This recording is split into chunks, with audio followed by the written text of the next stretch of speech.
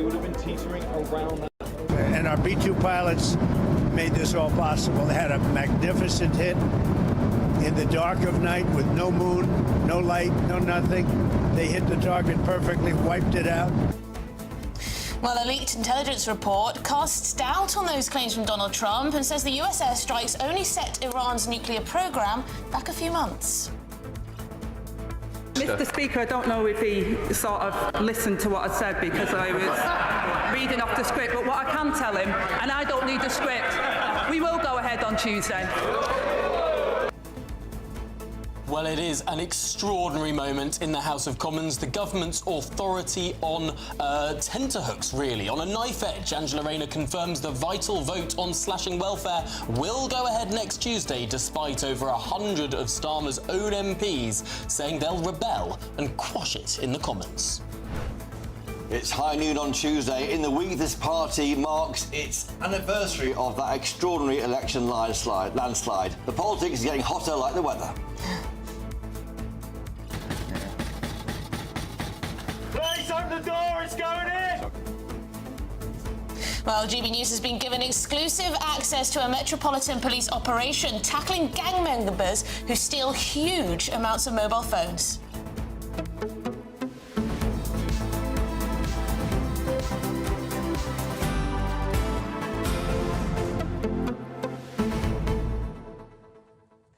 It's a big day on world affairs and in domestic politics. The two enormous stories that we're going to be covering over the course of the next few hours here on Good Afternoon Britain. Absolutely, and I think it's fair to say that over at the NATO summit, everyone is absolutely fawning over a certain Donald Trump. They all want to flatter him. They all want him to presumably continue to support NATO. That's the big thing. And Mark Rutte, the chief of NATO, has had some extraordinary things to say. And we're going to bring you a little clip of what exactly he called Donald Trump. I mean, there's flattery, and then there's this comment. What do you think, Tom? I mean, I think there's a big question here about all of this sycophancy. That's what it is. And that's how genuine is it? Does Donald Trump buy into the fact that all of these European leaders, who clearly can't stand the man, are suddenly saying all sorts of deeply sycophantic things to him and about him, all just to keep the NATO show on the road? That to come, and you won't want to miss that particular clip from Mark Rutte. But also, of course, does Keir Starmer have any authority at home at all? Nominally, he's got a majority of almost 200 seats in the House of Commons, and he might not even be able to pass some meagre welfare reform. What does that say about the authority of this Prime Minister? Huge goings-on. Yes, please do get in touch, gbnews.com/your say. Big day here and abroad. But let's get the headlines.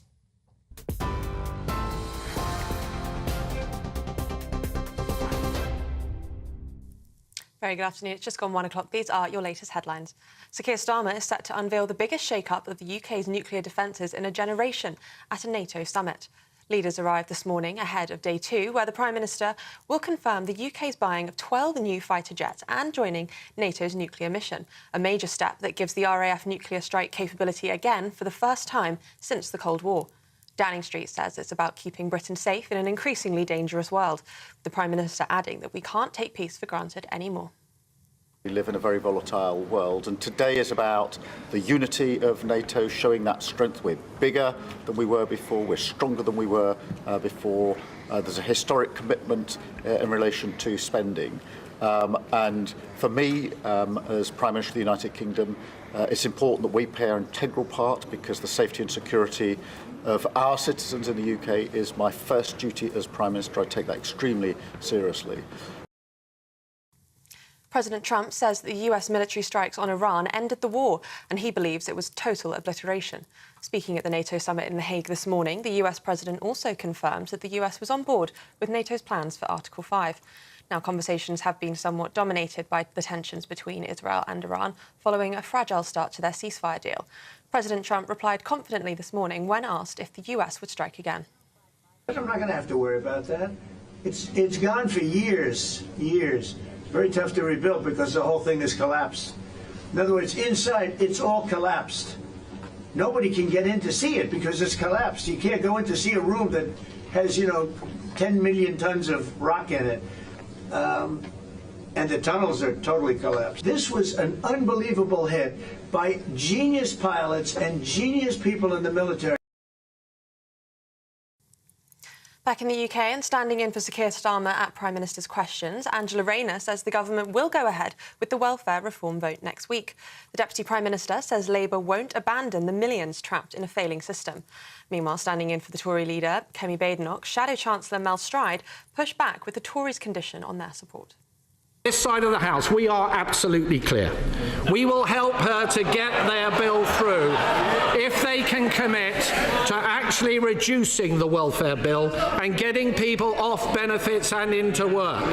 Can the right honourable lady make that commitment right now? Yes or no? Well, if ever we needed a reminder of the party opposite having no shames, it's their demands for this bill, Mr. Speaker. He demands a programme to help people into work, exactly what this bill does. After he left 1 in 8 young people out of the economy. Changes would tighten access to personal independence payments and reshape support for under 22-year-olds. But pressure is mounting, with more than 100 MPs, including senior committee chairs, having signed an amendment that could sink the bill. Now, thousands of Eurostar passengers are suffering severe delays and cancellations after 2 track fatalities and cable theft. French media is reporting that 600 metres of copper cables were stolen from near Lille overnight. The train's been forced to run on alternative routes, which is adding to journey times, with at least 5 services on the London-Paris route having been cancelled this morning. Eurostar are now urging their passengers to cancel or postpone their trips, with no idea as to when the delays will end. And the rich and famous are descending on Venice as Amazon founder Jeff Bezos' multi-million-pound wedding kicks off. The billionaire will marry Lauren Sanchez in the Italian city this week, with 3 days of celebrations ahead of them, costing up to £41 million. In a city takeover, 5 of the city's most luxurious hotels have been booked out to host the expected 250 guests. The organisers have also booked at least 30 water taxis from different companies in Venice to transport the wedding guests around. Those are the latest GB News headlines for now. More from me in just under half an hour.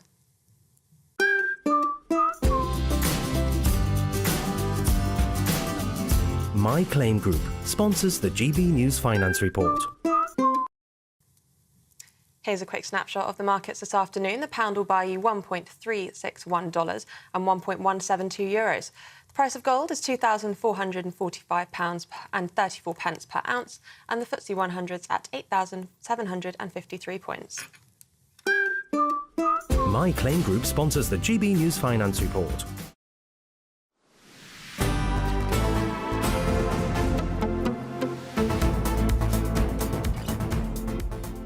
Good afternoon, Britain. It is now 9 minutes past 1, and the United Kingdom must actively prepare for a potential wartime scenario. Well, that's what the National Security Strategy has warned, as the Prime Minister says the UK is facing daily challenges on the home front. And, of course, this comes as the NATO summit continues today, attended by heads of state, defence ministers from across the military bloc too. Well, we're joined now by our political correspondent, Catherine Forster, live in The Hague at that NATO summit for us. Catherine, it's a big, big day, and are these threats as real as all these leaders seem to make out? Yes, well, 32 leaders here talk of a dangerous moment. The world has changed. We hear it over and over again. A war in Europe, the situation with Israel and Gaza and Iran. But all of this, really, everybody is revolving around one man. That man, of course, is US President Donald Trump. It is because of him that NATO countries are today pledging to spend 5% on defence. That's a figure that would have been unimaginable just a few short months ago. But from the minute that Donald Trump was elected, he made it clear he expected 5%. He spent years accusing Europe of basically freeloading off America. And so we're having to spend this money. Well, it'll take time to get to that, clearly. partly because the world is more dangerous and partly because we cannot be sure to what extent America will have our back. So there's a lot of flattery going on. Mark Rutte, the new NATO Secretary General, at the beginning of this 2.5-hour meeting with the leaders, the whole thing has been concertinaed basically to manage Donald Trump. Began by praising Trump to the skies, said that Donald Trump had made these changes possible, said that for too long America had carried too much of the burden and the commitment. Also said to Donald Trump, you are a man of strength and a man of peace. Last night there were quite extraordinary WhatsApp comments from the NATO Secretary General to Donald Trump praising him to the skies. And for Britain's part, the Prime Minister is incredibly careful never to criticise Donald Trump, though it seems between the lines that he would have preferred that the US hadn't gone ahead and bombed Iran on Saturday night. He adopts a very different tone, but I think it's no coincidence at all that today is the day that Buckingham Palace say that the King is really, really looking forward to that state visit with Donald Trump in the autumn, and that invitation has been officially delivered to the White House. Questions, of course, about how we're going to pay for this defence spending. I asked the Prime Minister yesterday, and beyond cutting the foreign aid, which is going to help us get to 2.7% in a couple of years, it's not clear at all. I think it's going to be incredibly difficult. There's going to be very hard choices having to be made, and all at a time that the Prime Minister seems to be facing revolt among his own MPs over a relatively small $5 billion saving in. OK, well, Catherine, thank you very much indeed. Catherine Forster there at The Hague in the Netherlands for the NATO summit. Now, Catherine was talking there about how there's a lot of management of Donald Trump, and I thought we'd show the clip that we were talking about of the NATO chief and his rather bizarre flattery of Donald Trump. Let's have a look. I mean, we may do papers on it, Marco. Maybe we're going to do papers. I don't even know if you need them. They're not going to be fighting each other. They've had it. They've had a big fight, like two kids in a schoolyard. You know, they fight like hell. You can't stop them. Let them fight for about 2-3 minutes. Then it's easier to stop them. And then Daddy has to sometimes use strong language. You have to use strong language. Every once in a while, you have to use a certain word. I think we have to join the others. Daddy has to sometimes use strong language. What does that mean, Tom? Is Donald Trump daddy? Apparently so. He's daddy. He's daddy. He's the daddy. He's the daddy who has to control the children in the schoolyard. I mean, there's sucking up and then there's sucking up. It's so deferential. But, of course, the other leaders know that it's totally disingenuous, presumably. So it's all part of the game. It's all part of the game, isn't it? All part Daddy. of the game, goodness me. Well, no doubt we'll see some more of that, of course, throughout this summit. But let's get more detail from our Home and Security editor, Mark White, because it is the daddy in the room that has got everyone talking. Yes, indeed. And of course, we are now at a stage where the UK has made that very big announcement today of the procurement of a new fleet of F-35 combat jets, the A variant, to take tactical nuclear weapons. But these will be American tactical nuclear weapons because this is part of the NATO first strategy that the UK government has adopted, which puts the defence of Europe in sort of prime position in terms of foreign and strategic sort of strategy as far as the UK government is concerned.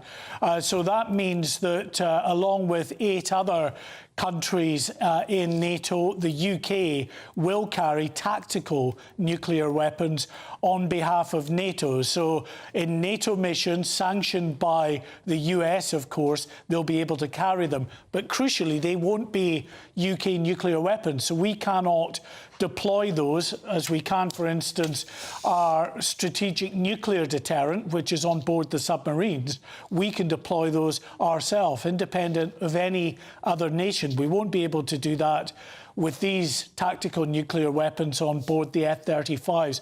And I think there's another issue here at play which will be of real concern to those in the Royal Navy. And I've spoken to one or two naval contacts already who are very concerned that a move towards acquiring the F-35A variant means that the B variant, that jump jet that can land and take off vertically, that we use on our aircraft carriers, may see a reduced buy. We're already in the sort of procurement phase for the F-35Bs. It's taking a glacial amount of time to get the aircraft carriers up to speed with or up to strength with the number of F-35Bs are supposed to have.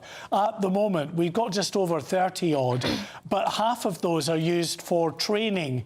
So it really means that at the moment we've got about 18 that are currently on the aircraft carrier HMS Prince of Wales, which is in the Indo-Pacific on deployment at the moment. Now, these aircraft in a sort of warload are expected to carry 36 F-35Bs. So that means you need actually more than double that number to be able to put 36 on an aircraft, because some are in maintenance, many are being used for training and other commitments as well. And remember, it's not just a naval asset. The RAF use the F-35B as well. So some real concern in the Royal Navy about what this means. Getting that A variant, does it mean that we're going to limit ourselves to a much smaller cohort of F-35Bs and actually not have the potent carrier strike that we were promised all those years ago? That is a really pertinent question. Well, Mark White, thanks indeed for explaining all of that for us. Of course, we'll be back with you throughout the show as these meetings and discussions develop. We will indeed. But domestic challenges, well, for Angela Rayner, there's certainly one. She confirmed, though, during Prime Minister's questions that the vote on welfare changes, now this is a very crucial vote for the government, will go ahead next week, despite 120-odd Labour MPs planning to oppose the government. Well, let's get the lowdown now with our political editor, Christopher Hope, because this is a huge moment for this government. It really is. Those numbers again, 122 MPs. Now, there's around 150 members of the government who are MPs. They can't sign these amendments. It's called a wrecking, or it's a reasoned amendment, but it wrecks the bill. It means there'll be no second reading on these changes next year. The bill in question is called the Universal Credit and Personal Independent Payment Bill. It will mean it's harder to get PIP payments. It won't cut the benefits bill, but it will be harder to get these benefits. It will cut £5 billion from the benefits bill. That's why they're doing it, because they need to, because there's been sluggish growth and they can't do, and they've said there'll be no more large tax cuts. But for the Angela Rayner to say, in Deputy PMQs today, we will go ahead on Tuesday, is extraordinary. That means they are facing a showdown with 122 of their own backbench MPs. 13 of them are select committee chairs, senior Labour MPs. I've been looking at the amendment here, try and work out where we go with this. And it might, I've got the amendment here in my hand. This is the one that's been signed by the MPs. It says here there are ways around it. They might look at do it after Sir Charlie Mayfield's review on the role of employers and in government. That report's in the autumn. There's also going to be an OBR assessment of the impact of these changes, also in the autumn. So I think what's happening, the rebels who have signed this amendment have laid out their demands. Yeah, Chris, can you just hold that up again so that we can see? Because this is a chunky amendment. I mean, that's a lot of text there. Yes. And you've underlined all of these different ways in which these rebels could get the government to amend the legislation that they could then support it. They are negotiating in public. Here are the demands. We shouldn't go through them. It's like a ransom note. It's almost a ransom note. That's a good point. But like a ransom note saying, if you do this, we can support your measure. They want to curb the benefits bill. What they don't want to do, and it says here, is force 250,000 people into poverty as a result, including 50,000 children. Where we go from here, we don't know. The Tories have laid out their demands. Will the government come back to them? Lib Dems might support them. I mean, this is not how the government finally wants to mark its anniversary of that landslide. And if that falls on Friday next week. Wow. Well, Christopher, thank you very much. Let's continue this with Kitty Donaldson, chief political commentator at the iPaper. Because, Kitty, I mean, it seems extraordinary on the face of it that Angela Rayner said that this vote is going to go ahead on Tuesday, given the scale. I mean, they will lose. Well, at the moment, they think they won't lose. They think that the rebellion might melt away, and some insiders are saying that actually perhaps the Speaker might not select this amendment and therefore it won't be an issue. However, I think that's probably unlikely. I think they will try very hard over the weekend, as Chris was just saying, to try and find some way to climb down slightly. But I've been speaking to rebels this morning and they're saying actually there's nothing the government could give us now that will make us back down. So you're right, we're looking for a massive showdown next week. Yes, because Kitty, a couple of hours ago, you put out a piece in your paper suggesting that sources are telling you that it's not going to go ahead, that they're going to pull the bill. So it's all over the place at the moment. Well, that was the speculation this morning, absolutely, that members of the government were speculating that the bill could be pulled as early as today. And the reason for that is that Lucy Power, who's the leader of the House of Commons, has to stand up tomorrow at the business statement and say this is what's happening next week. And so MPs were saying, well, this has got to be pulled by this evening, basically. There's been a flurry of sort of reaction across Whitehall and in Number 10 this morning saying, messages flying backwards and forwards saying we have no plans to do this. But it's a sign of how widespread these rumours were that Angela Rayner had to stand up at Deputy Prime Minister's questions and insist that the bill will go ahead next Tuesday. I mean, this seems like chaos at the heart of government. You wouldn't expect this from a government with a majority that is almost 200 strong in the House of Commons. This feels like we're living through a hung parliament right now. I mean, it's utterly extraordinary scenes. And yet, amidst it all, the Prime Minister is, of course, abroad. He's in the Netherlands, talking to world leaders about defence issues. Could that be one of the problems in terms of why this is such a mess at the heart of government right now? It's a mess for several reasons. One is there's a sort of feeling amongst the Parliamentary Labour Party backbench MPs that Number 10 hasn't really been listening to them. They've been raising concerns for weeks now. I think the fact that the Prime Minister's out of the country is just sort of happenstance. It's not anything to do with where they find themselves today. But having said that, he is not the one making the phone calls saying to would-be rebels saying, please come back. Yesterday, Rachel Reeves and her sister Ellie Reeves, who's the chair of the Labour Party, they were out making calls. Someone actually said that Rachel was making it worse because she's the architect or seen as the architect of these reforms. And today they're sending out Angela Rayner, who has much more sway with the Parliamentary Party, to try and make the case for welfare reform. I'm not sure the Prime Minister could do much to convince the Labour rebels to come back on side. So we're at a bit of an impasse at the moment. No one quite knows what's going to happen next week. If the Prime Minister himself can't do much to bring his own MPs back on side, I gently suggest that's a Prime Minister in name only. I don't think we're quite there yet, but actually an MP did raise that point with me this morning. The MP said, you look what comes next. Look where your thinking naturally takes you if you don't back the Prime Minister on this. And he was sort of, speculating about his colleagues who might not back the PM next week. Absolutely. Like we're on uncharted territory here for Keir Starmer. Does appear so. Kitty Donaldson, thank you very much indeed for your insight. Chief Political Commentator at the iPaper. Just a quick word, we could sneak in from Christopher Hope listening to that. Well, Kitty's brilliant. I think the rot set in with the winter fuel payment U-turn. Once that happens, it's all in play, and if it's not popular, they'll do it. And just very finally, this is popular with voters, but not with party members. This is a party membership and MPs issue. The voters like the cuts. They know it can't go on with benefits, but it's the members and the MPs don't like it. And that's the extraordinary thing. They faced so much criticism with their tight selection process, deselecting the Corbynites, trying to get all of the stormtroopers on side who would not question a single thing that this government did. And look where we are. Yes, I'm not surprised that some of these Labour MPs don't appreciate a call from Rachel Reeves at this moment, but there you go. Let us know your thoughts, gbnews.com/your say. This is Good Afternoon Britain on GB News. Lots more coming up on today's show. Of course, world leaders, including the Prime Minister and Donald Trump, are in the Netherlands today for one of the most crucial NATO summits in recent history. But after the break...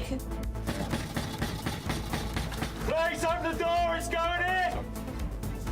Yes, GB News has been given exclusive access to a Metropolitan police operation tackling gang members stealing huge numbers of mobile phones.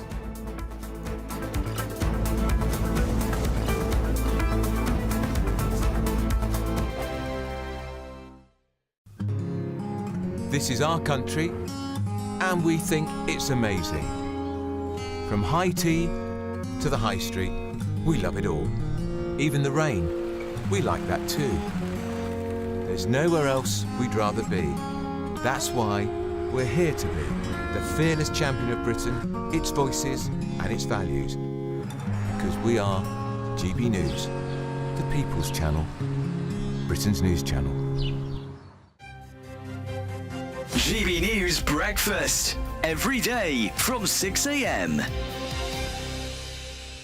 Well, in the past few minutes, Meghan Markle has paid a sweet tribute to Princess Lilibet as she turns 4 today. It comes just a day after the Duchess of Sussex said she'd love to go into business with her daughter in the future. Well, that's all it is, another money-making effort there. That's to make up for nobody buying her jam. I mean, do you really care if you see a picture of her kid or not?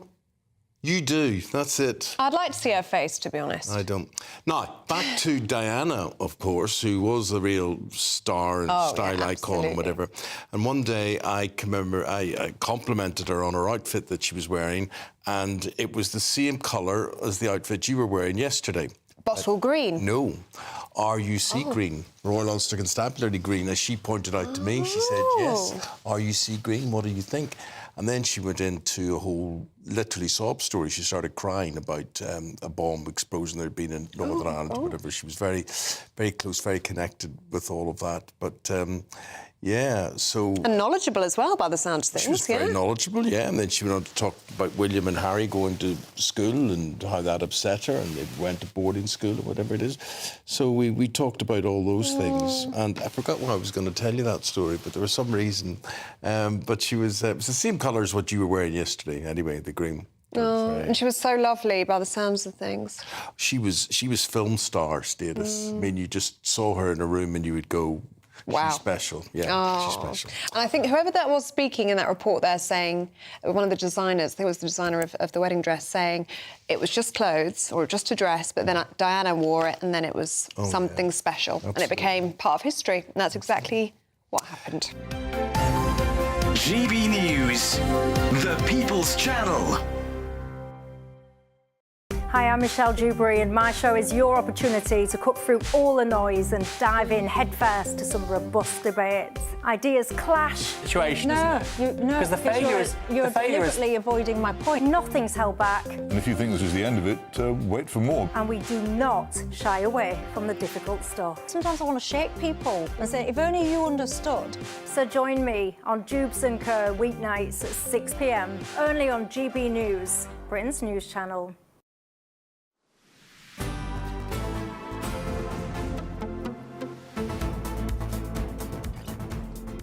Good afternoon, Britain. It's 28 minutes past 1.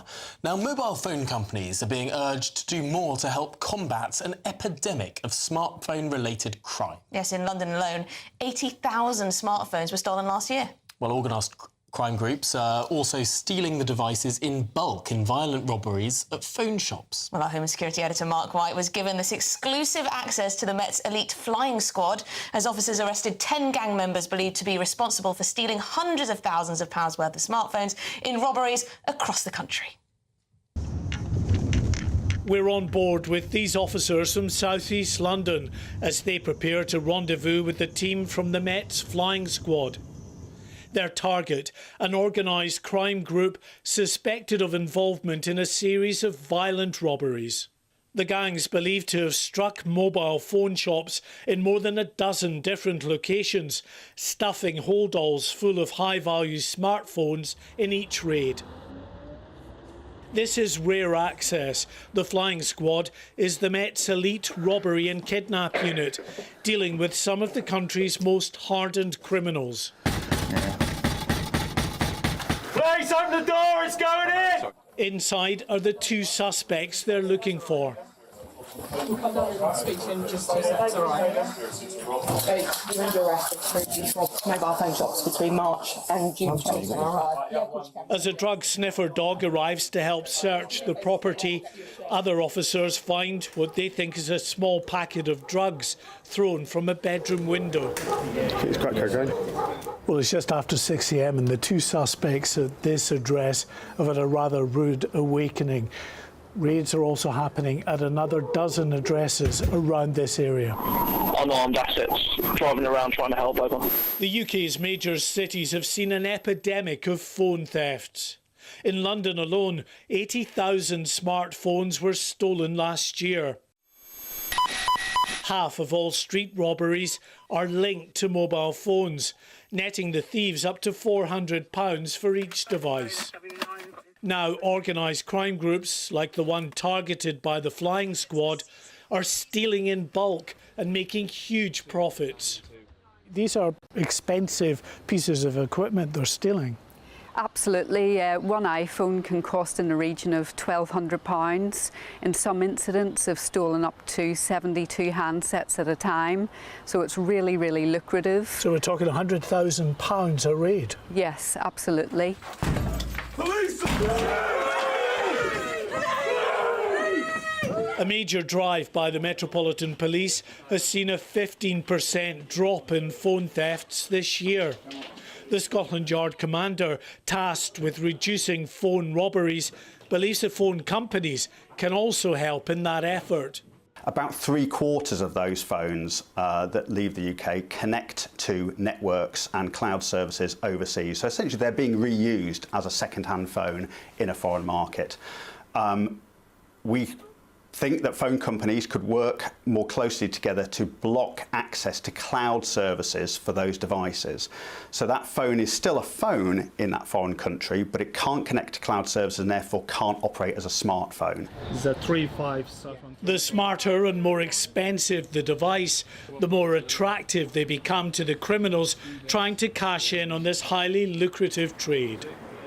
But today, at least, the flying squad believe they've dealt a major blow to one organised crime group in the battle against the phone thieves. Mark White, GB News, South East London. Well, this is Good Afternoon Britain on GB News, and a big thanks to Mark White for that exclusive report. Absolutely, but we've got lots more coming up on today's show, so do stick with us. World leaders, including the Prime Minister, of course, and Donald Trump, are in the Netherlands today for one of the most crucial NATO summits in recent history. We're expecting to hear from these two men very soon. Stay tuned, but first, here are your latest news headlines.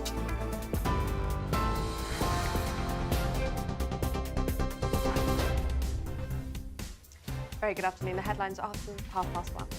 Keir Starmer is set to unveil the biggest shake-up of the UK's nuclear defences in a generation at the NATO summit, as the UK will buy 12 new fighter jets and join NATO's nuclear mission. Meanwhile, speaking in The Hague this morning, President Trump says the US military strikes on Iran ended the war, and he believes it was a total obliteration. Standing in for the Prime Minister at PMQs today, Angela Rayner said the vote on the welfare bill will go ahead on Tuesday, saying that Labour won't abandon the millions of people trapped in the failing system. Thousands of Eurostar passengers are suffering severe delays and cancellations after 2 track fatalities and a cable theft has left passengers urged to cancel or postpone their trips. And the rich and famous descend on Venice as Amazon founder Jeff Bezos' multi-million-pound wedding kicks off, as the billionaire will marry Lauren Sanchez with costs of up to £41 million. Those are the headlines for now. More news at the top of the hour. For the very latest GB News direct to your smartphone, sign up to News Alerts by scanning the QR code or go to gbnews.com/alerts.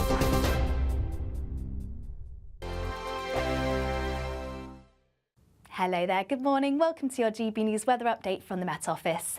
It's a rather cloudy start to the day, though turning brighter by this afternoon. Can't rule out some showers though, and for many it is going to be another warm and muggy feeling day. And where we see the bulk of the cloud this morning, that's going to be where we see this weakening frontal feature just to the north of Wales and central parts of England, where at times we could see some drizzle also across southern parts of Wales, and also a fair few showers just moving their way into western parts of Scotland, northern parts of England. These should be mostly light, and by this afternoon there should be plenty of bright or sunny spells, but once again a few showers just starting to clip into the southwest. But for many it is going to be a warm and muggy day, particularly across the southeast. Highs of around 28 degrees Celsius here, but a chance that a few localised spots could be a degree or two higher.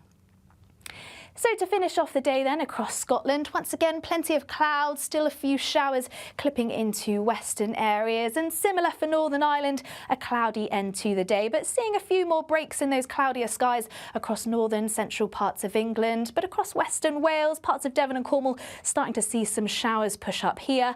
And it's really across this south and southeast that there is a risk of seeing some quite heavy showers during parts of the night, particularly as we head towards the morning. Parts of Kent, for example, could see some quite heavy, if not quite thundery showers during most of the night. But by the early hours of the morning, most of these should have cleared away. But plenty of rain still moving in from the west, this heavy at times. And for many, once again, it is going to be a warm, muggy and quite uncomfortable night, particularly across the south. Plenty of outbreaks of rain by Thursday, sweeping their way eastwards. This could turn heavy and blustery at times, particularly across Scotland, but most of this drifting eastwards by the time we reach the afternoon. So once again, plenty of bright and sunny spells by the time we reach later into the afternoon, and feeling a little fresher too, but still warm in the sunshine, highs reaching 25 degrees Celsius.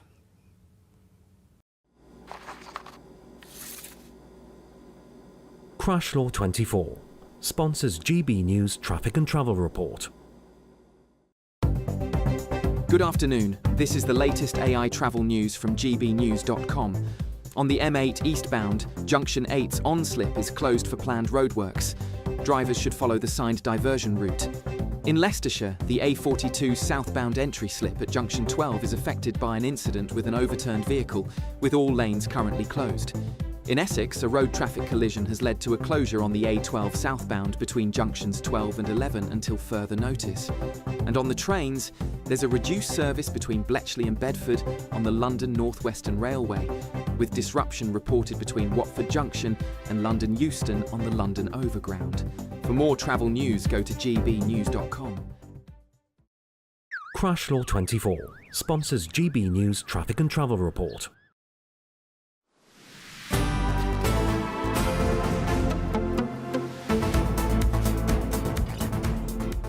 Good afternoon, Britain. It's 37 minutes past 1. Donald Trump is speaking in the Netherlands, speaking to the Netherlands Prime Minister Dick Schoof. Let's listen in. Stance on Article 5 just yesterday. Is that something you can explain? I stand today? with it. That's why I'm here. If I didn't stand with it, I wouldn't be here. So you would defend countries even Well, what if they did don't I pay just out say? their fair Yes, share? of course. Why would I be here? Thank you very much, everybody. Thank you, press. Thank you, press. Let's go. Bye-bye. Thank you.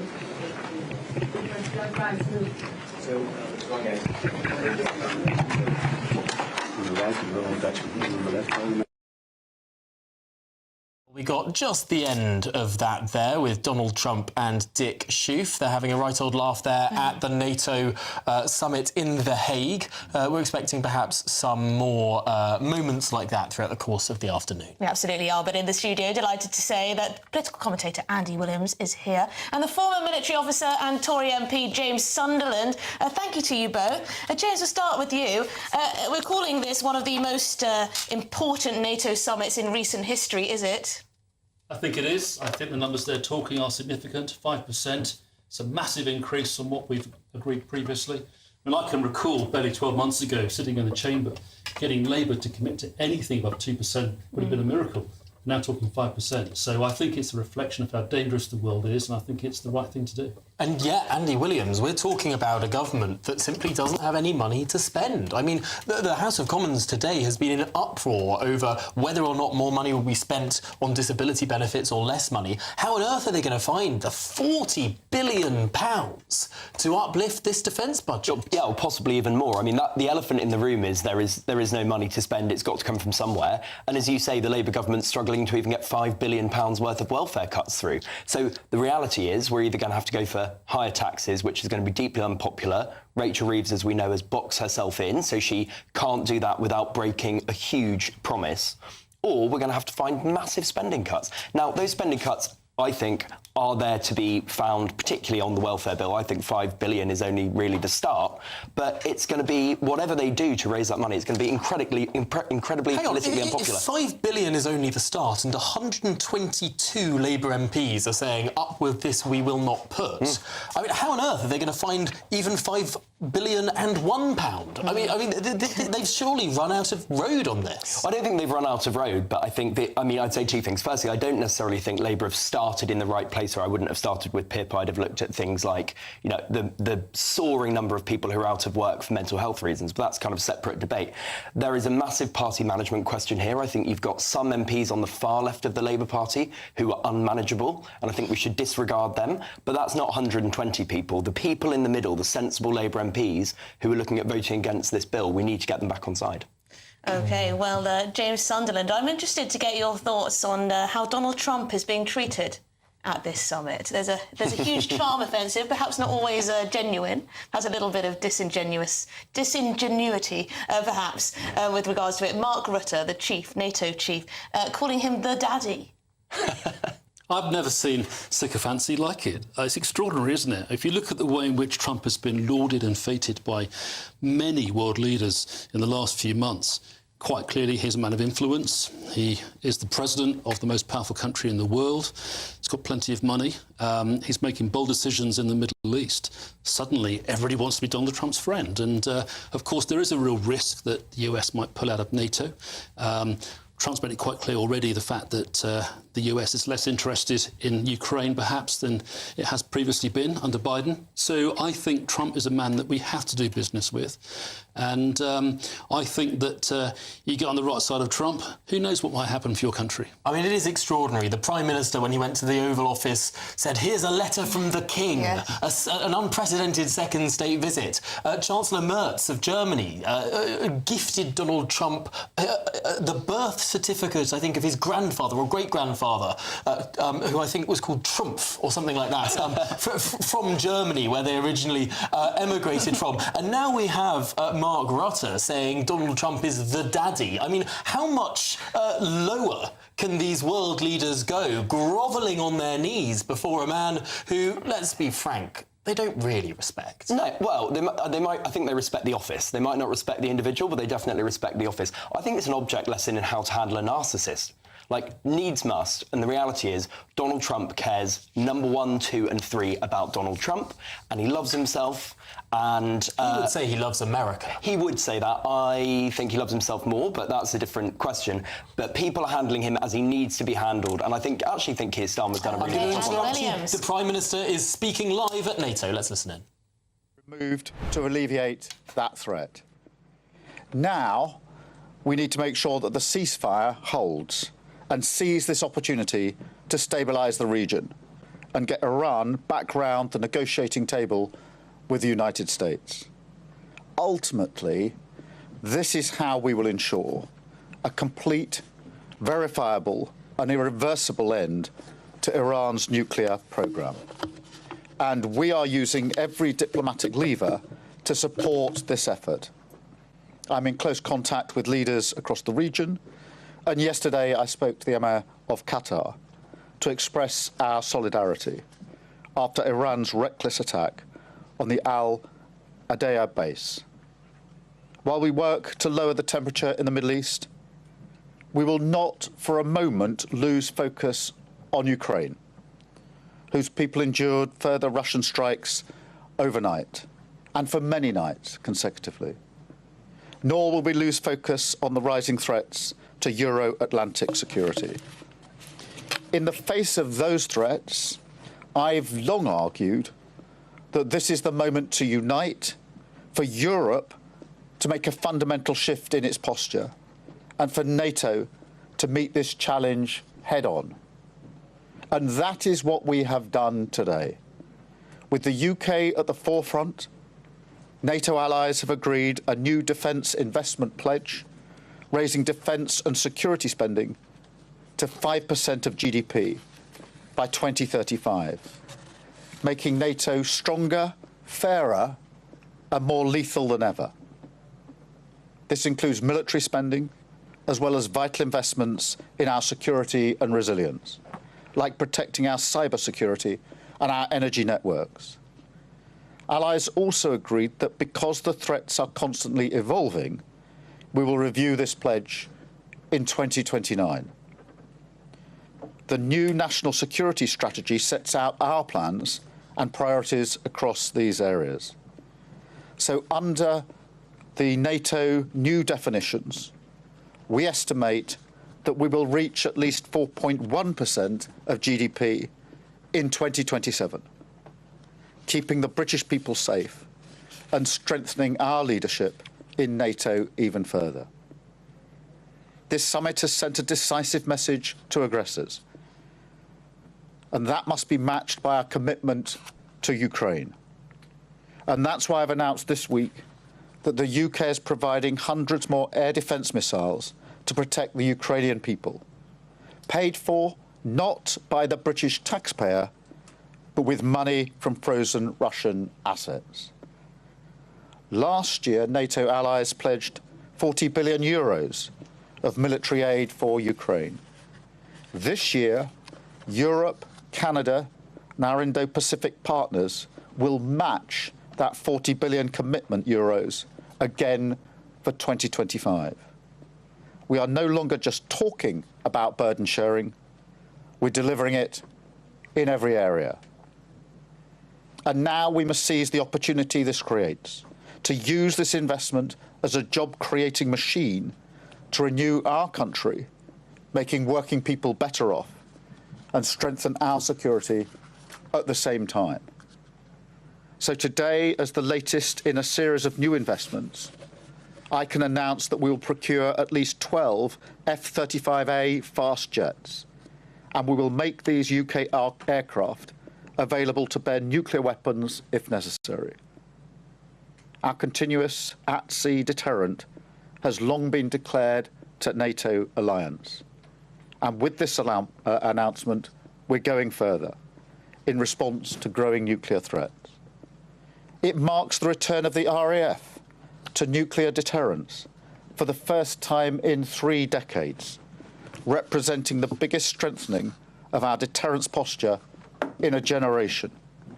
And it will support no less than 20,000 jobs across the United Kingdom. Our commitment to NATO is unshakable, and so is our determination that greater security for our country must go hand in hand with better lives for working people. Thank you. And now I will take some questions from the media, and I think I'm starting with Beth. Thank you.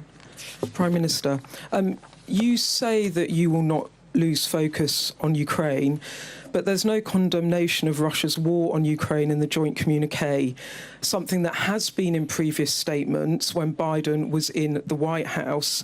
Is that because President Trump didn't want NATO to condemn Putin? And are you disappointed by that? And on your welfare bill back home, it's shaping up to be a huge test of your authority. If you can't govern your party, how do you govern the country? Thank you. Well, on the question of Ukraine, the position in NATO has not changed, nor has my position changed. In fact, over the last couple of days, I would say in my discussions with leaders, there's been a real resolve that now is the time to push again to get Putin to the table for the unconditional ceasefire. President Zelensky has, for many weeks now, indicated his willingness to go to an unconditional ceasefire. Now is the time for Putin, who's been dragging his heels, to come to the table. And there's been a lot of discussions with other leaders about seizing that moment to push forward on that initiative. On the question of welfare reform, we're committed to reforming our welfare system. It doesn't work. It traps people.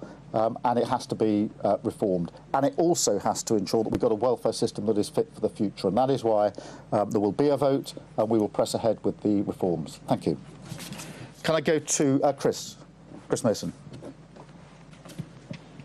Thank you, Prime Minister. Chris Mason, BBC News. The benefits bill is soaring and will be, even if you were to pass these measures that now appear to be in jeopardy. You turned on the winter fuel payment, and now you're talking about the prospect of tens of billions of pounds of extra funding for defence over the next decade, alongside that promise that you have to not put up taxes on those you describe as working people. Are those things in combination really credible? And if I may, opposition to your benefits changes is growing. Are you willing to compromise? Well, let me take the funding position head on, because We made a commitment in our manifesto to raise defence spending to 2.5% during the course of the Parliament. We then brought that forward to 2027, 2028. And as I did that, I announced where the spending would come from, and it comes from the Overseas Development Aid Fund, not from tax rises. And the same challenge was put to me then that we would have to tax rise, and we didn't. We made the difficult but right decision in relation to that funding. We have a commitment in our manifesto not to raise taxes on working people, and we will keep to that commitment. But it is right that I reiterate that the first duty of the Prime Minister is to keep the country safe, and that is a duty I take extremely seriously. These are volatile times, and I'm really pleased here at NATO that has been the mood of the summit, and this has been a strengthening of NATO, not just numerically with new members coming this time for their second summit, but a stronger NATO, and a real sense of resolve and purpose coming out of today with the commitment in relation to the 5%. In relation to the welfare reforms, we have got to make the reforms to our system. It isn't working as it is. It doesn't work as it stands for people who desperately need help to get into work or for people who need protection. It is broken. We were elected in to change that which is broken, and that's what we will do, and that's why we will press ahead with reforms. Thank you. That's why we're going to press ahead with the reforms. Catherine from GBNews. Catherine.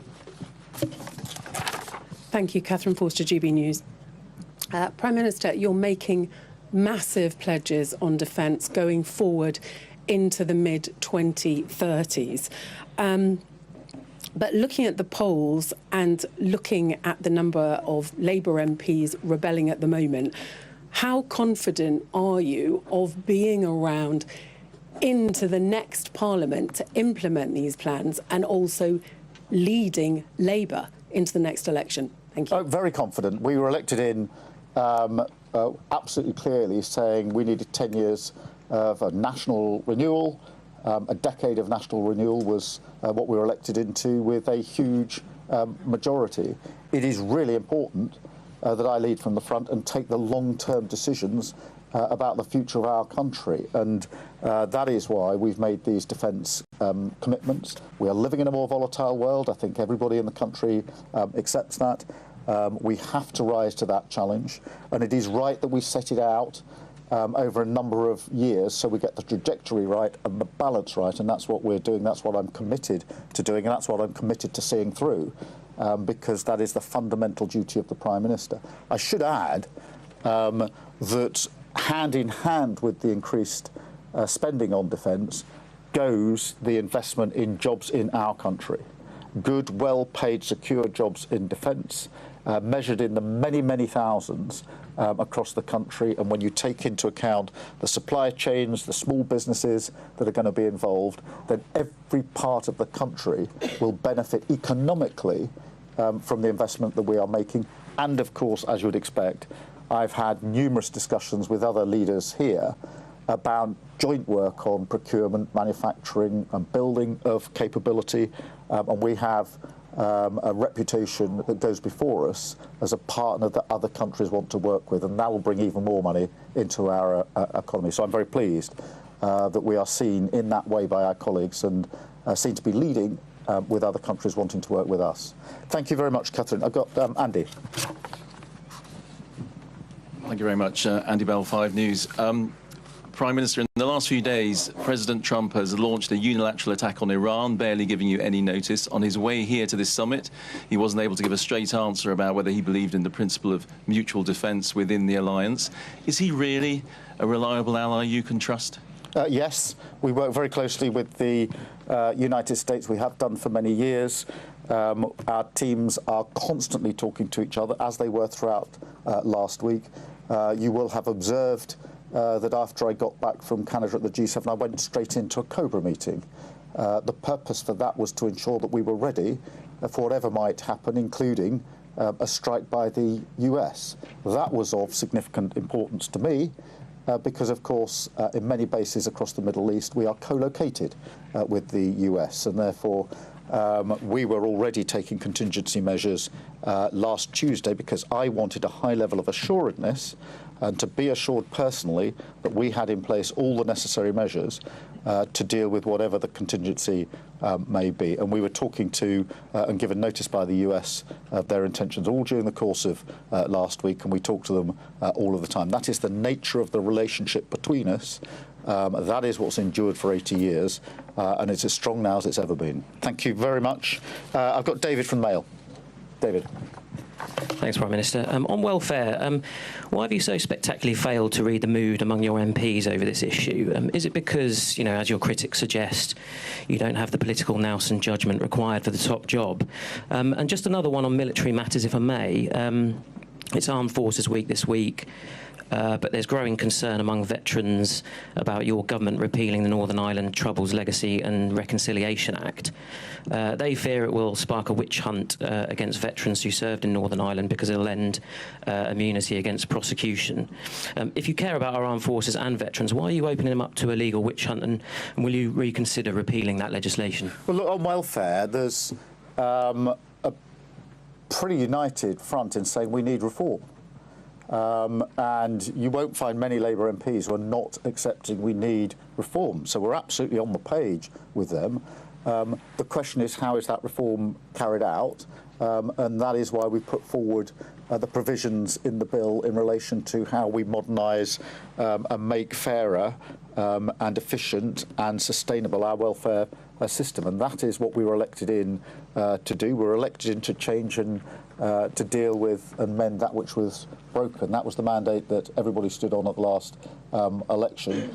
And if I may say so, many people predicted before the election that we couldn't read the room, we hadn't got the politics right, and we wouldn't win an election after 2019 because we lost so badly. That was the constant charge at me at press conferences like this, and we got a landslide victory. So I'm comfortable with reading the room and delivering the change the country needs. We've got a strong Labour government with a huge majority to deliver on our manifesto commitments, and that's the work that we did over many years to win the election. Now we start the work over many years to change the country. Having changed the party, we now change the country. And is it tough going? Are there plenty of people and noises off? Yes, of course. There always are, there always have been, there always will be. But the important thing is to focus on the change that we want to bring about. In relation to Northern Ireland, obviously, this is an issue which has been a serious issue for many years. As you know, I worked in Northern Ireland for 5 years, so I know firsthand just how significant and important these issues are. We are in talks and discussions about how we resolve this issue. It's not straightforward, but I hope we can come to a satisfactory outcome. Thank you, David. Alex from Bloomberg. Thanks, Prime Minister. President Trump just said session with NATO leaders.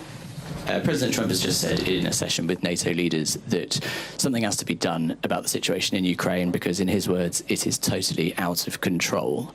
Does that give you a bit of optimism, a bit of confidence that he does now want to make some progress on Ukraine? Do you think he is going to get tough on Russia, and when? I think it's fair to say the mood of pretty well all participants in the session in NATO that we've just had in the summit was, on the one hand, of sort of positivity and resolve and purpose in relation to the commitment we've made and the strength and unity of NATO, but at the same time recognising that we need to now push harder on Ukraine, and I think that reflects the mood in the room, and that it's time for Putin to come to the table. And so that's been the subject not only of the discussions in the summit, but actually of many of the discussions over dinner last night and in the margins, as you would expect. And certainly my position is, and has been for some considerable time now, that Putin must stop dragging his heels and get to the table. And all of our discussions have been urging that outcome. Thank you very much. And Lizzie, from Mirror. Thank you. Prime Minister, the National Security Strategy yesterday said that the British public need to actively prepare for war on home soil. Should ordinary people be thinking seriously about Cold War-style preparations? And on welfare, your spokesman in London has been making the case that it is moral for MPs to vote against welfare reforms. Are the 120 Labour MPs who are backing the amendment immoral? Well, let me deal with the homeland threat, because it is a mistake to think that the only threat we face is external and far off. We do face threats at home all of the time. On a daily basis, there are cyber attacks that have to be dealt with and are being dealt with. They are ever more sophisticated, and we need to have the capability to deal with them.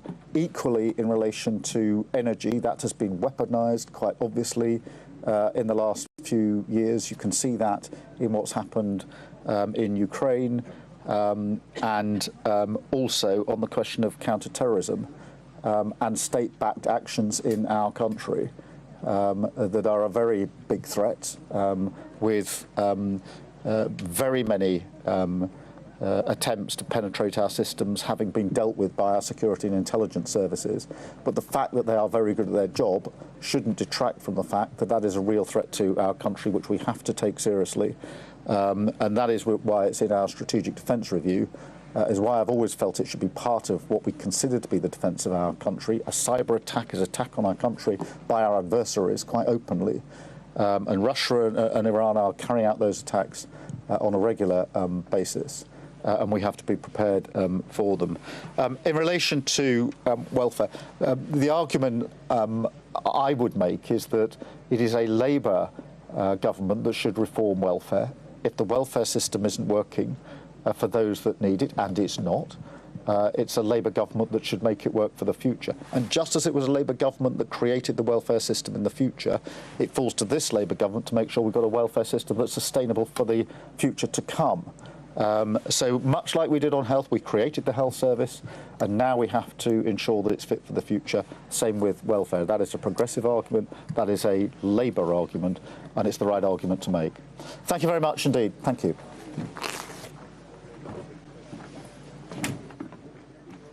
We have it, the Prime Minister taking an extended press conference at NATO in The Hague. This NATO summit, one of the most important of recent decades. The Prime Minister announcing an enormous uplift to defence spending, but also defending his position on welfare reform, claiming he was elected for a two-term mandate, in effect, a decade of national renewal, and also saying that he is very good at reading the room.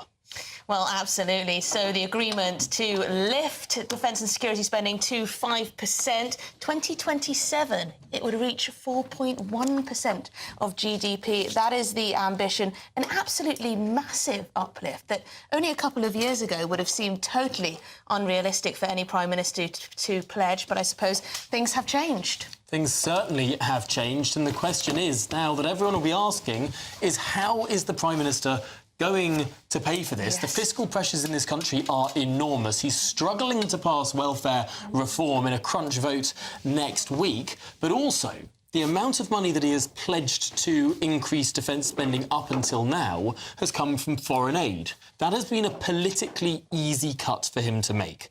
Where on earth can he find this extra money that doesn't include tax rises, quite frankly? Tax rises in the next budget? Well, absolutely. That is the question that's on everyone's lips. This welfare bill is not proving easy, is it? But I'm delighted to say that we're going to be joined by political editor Christopher Hope, who's been watching and listening to what the Prime Minister has been saying there. He was pressed on a number of issues, wasn't he, Christopher? He really was. He's going nowhere. The big story in Parliament today is benefits. He is not backing down. He says a Labour government almost has the permission to reform the welfare system. I would agree with that. I think the Labour have got the political space to reform both the NHS and welfare and not look like they're targeting the poor, because no one thinks that's what a Labour government should do. But part of that is a reason why, of course, the rebellion is so big. The sooner you talk about I'm comfortable reading the room means people think you can't read the room. That's the problem he's got there. And by talking like that, he shows the back foot he's on. Isn't that so interesting, what he was saying there? Almost unprompted. No one in that press conference, as far as I made out, said the words "read the room." Yeah. And unprompted, the Prime Minister said, Oh, I can read the room. I'm not bad at reading the room. Everyone told me at the last election I couldn't read the room, but I'll tell you what, I could read the room and I won an election. Isn't that a challenge to his own backbenchers, saying, actually, I understand the country better than these 122 Labour rebels? Because he's saying, I won that landslide last year, I know what people want. They want reform of the benefit system.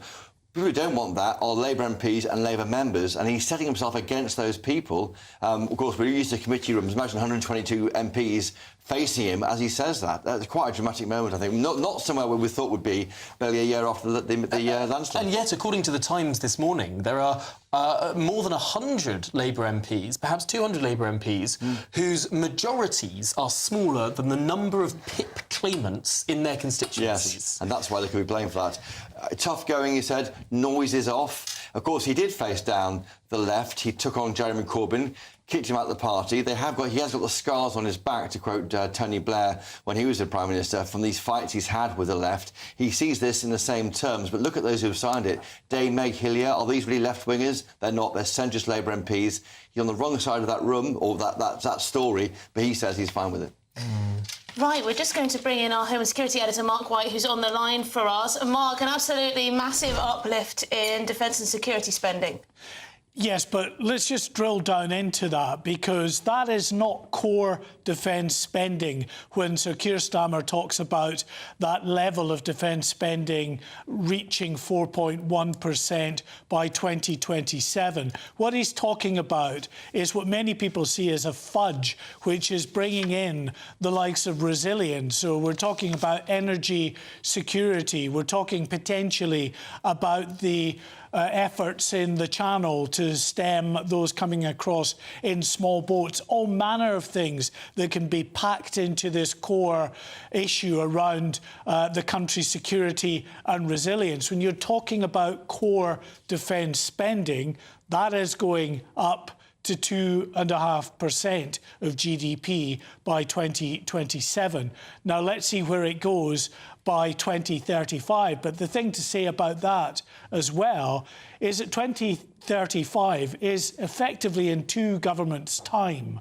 So Keir Starmer may well not be in office to have any sort of control over what he has set in train now, and that will be other governments further down the line that inherit this and decide, of course, as they always do, to have their own strategic and defence review, which may well decide to rein back on what has been promised here.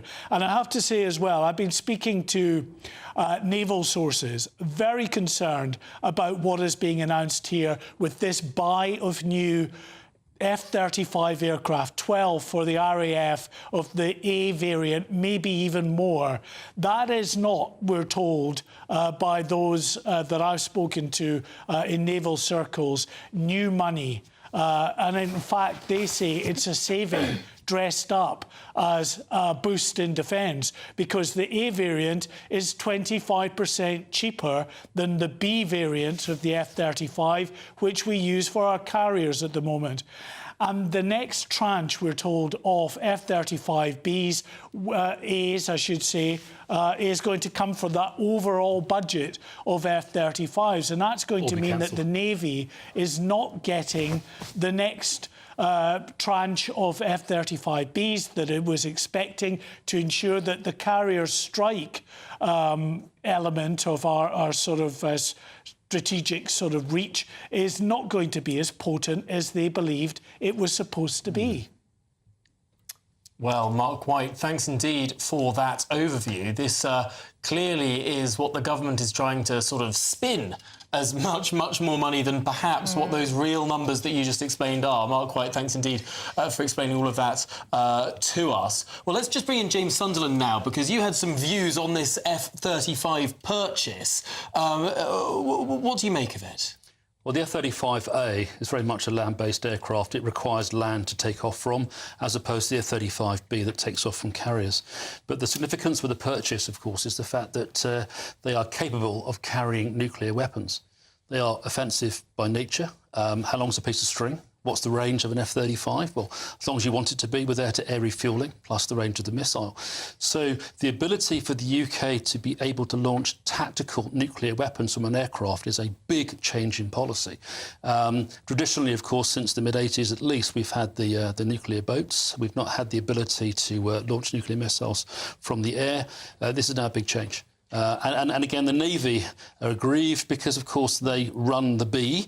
The B was designed and is purchased for the aircraft carriers which they operate. So quite clearly, you could argue this is a shot in the arm for the RAF. OK, and Andy Williams, political commentator, also here with us. The Conservatives have called this defence spending smoke and mirrors, haven't they? These announcements from Keir Starmer. And just hearing from Mark White there that actually the uplift to core defence spending is much less than that big 5% number, more like 2.5. And it was really helpful to hear Mark break that down. But the reality is it's still a huge investment of money over a very, very long period of time. We're talking about tens and tens and tens of billions of more spending. My prediction is that this will be used that the announcement today will be used as a pretext at the budget to raise taxes.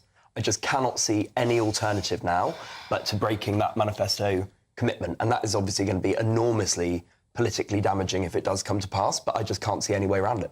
I mean, I suppose one of the arguments here is that within this Parliament, it can be smoke and mirrors. The 5% of defence spending is many, many, many years away, 2035, that's a decade hence. In this Parliament, 2027, that 4.1, as Mark was explaining, I mean, this could be infrastructure that we build through the uplifted... I mean, the borrowing rules were changed in the previous budget so that more can be spent on domestic infrastructure. I mean, that could come out of that budget. Mark White was explaining that perhaps some of the money that we spend on stopping the boats, or at least attempting to stop the boats, might be included in this general resilience spending. And in fact, what we could have heard here is within this Parliament, no new money for defence at all. Well, I think that, part of the politics of this is that Donald Trump came steaming in with a demand, effectively, for all European countries, all NATO countries, to be spending a lot more money on defence. And he will want to present this as a win.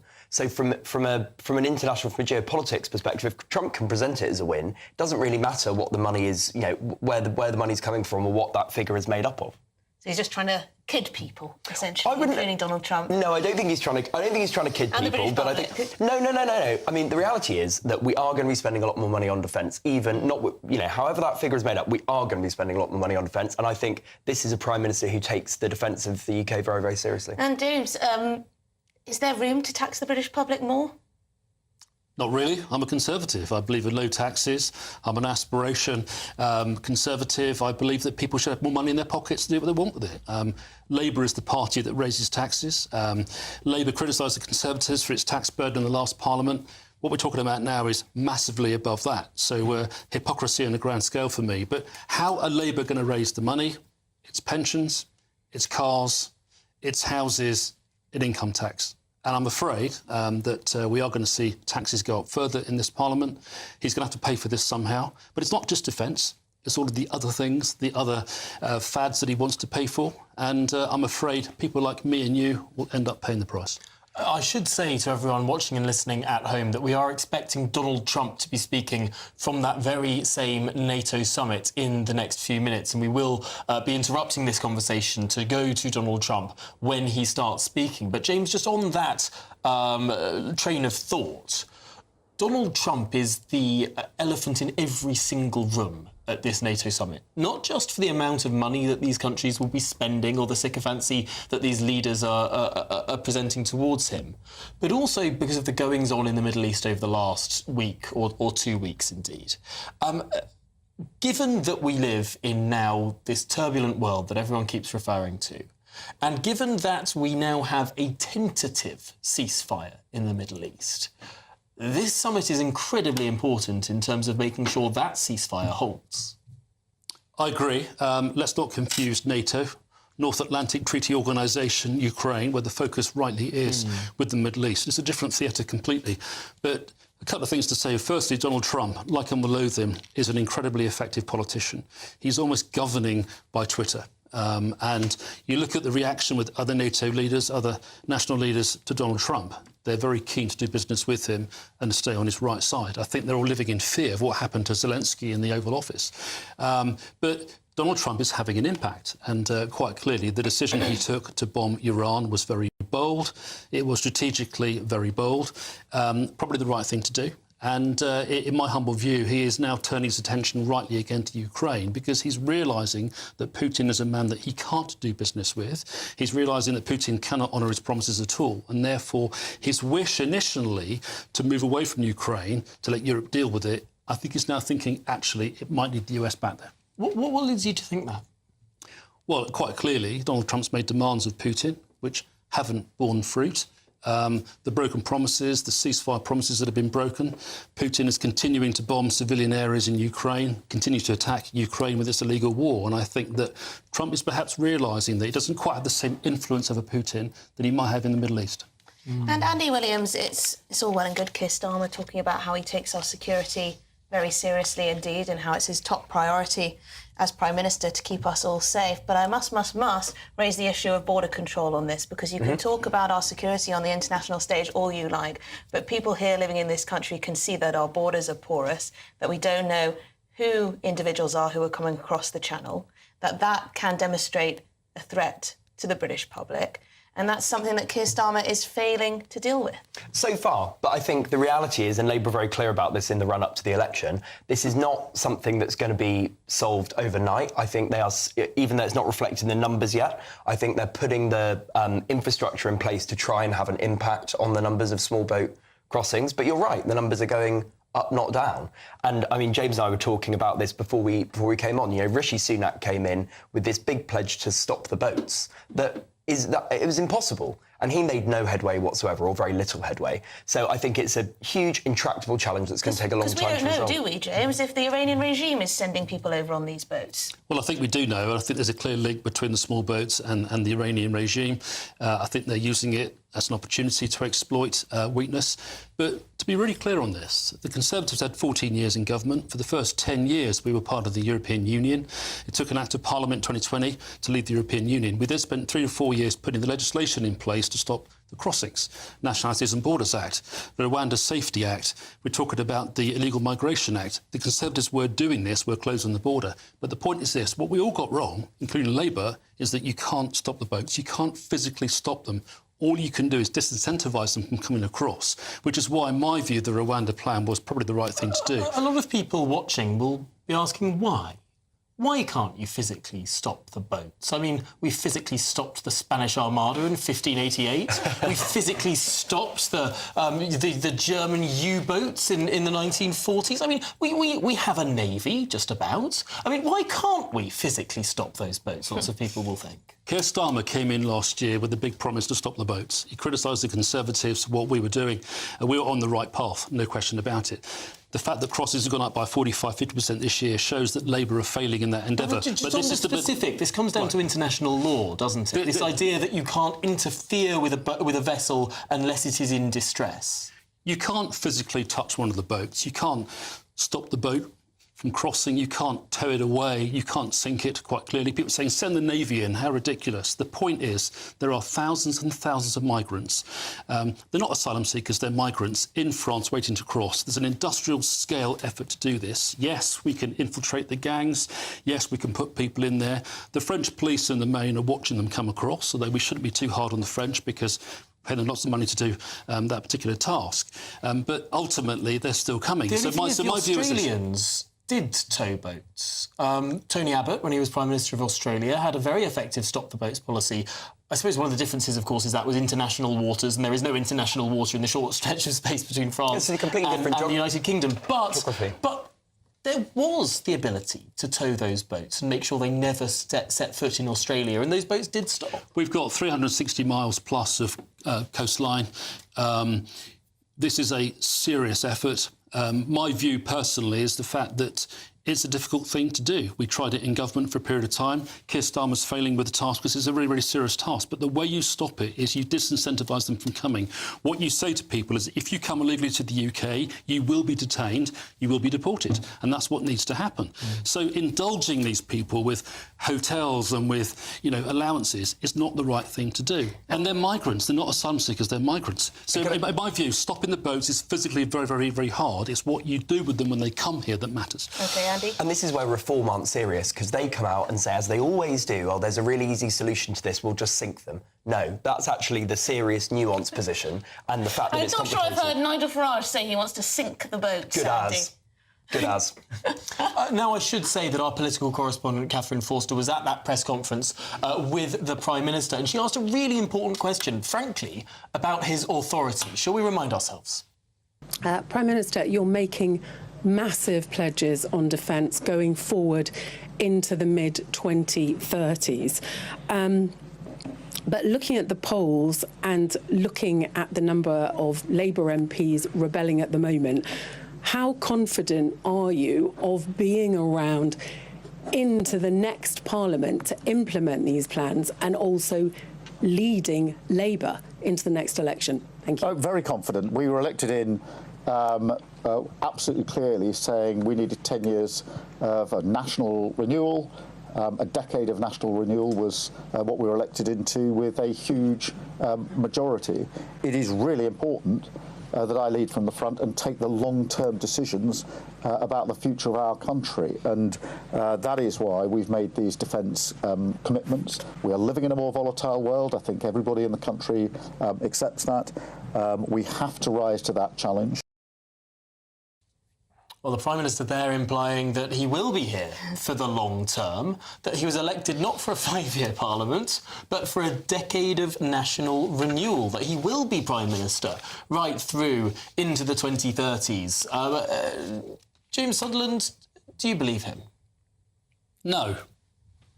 But it depends on what happens between now and the next election. Obvious thing to say, but give you an idea. The Conservatives worked out that in the last election, about 160 seats were lost because Reform split the vote. So in my view as a Conservative, we need to think about how we deal with Reform, how we work with them perhaps, how we bring Reform voters back into the fold. We've got to be more Conservative as a party.